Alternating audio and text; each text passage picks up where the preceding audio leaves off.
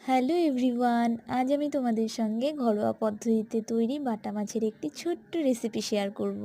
তো প্রথমেই মাছগুলোকে ভালো করে ধুয়ে নুন হলুদ মাখিয়ে রেখে দিয়েছি। তেলটা গরম হয়ে আসলে একে একে মাছগুলোকে দিয়ে দিচ্ছি। মাছগুলো কিছুটা হয়েও এসেছে। একটি পাত্রে সবজিগুলোকেও রেডি করে রেখেছি। এখন একটি পেস্ট তৈরি করে নিচ্ছি।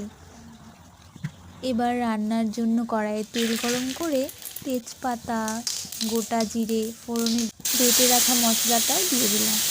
এবারে কিছুক্ষণ নেড়ে চেড়ে টমেটোর একটা পেস্ট তৈরি করে রেখেছি, সেটি দিয়ে দেবো। এরপরে দিয়ে দিচ্ছি কেটে রাখা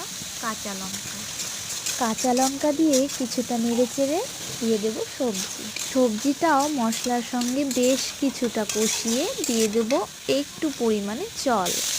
এখানে একটু জল দিয়ে দিলাম এই কারণে সবজিটা যাতে ভালোভাবে সেদ্ধ হয়ে যায়। পুরোপুরি কষানো হয়ে গেলে দিয়ে দিলাম ঝোলের জন্য জল।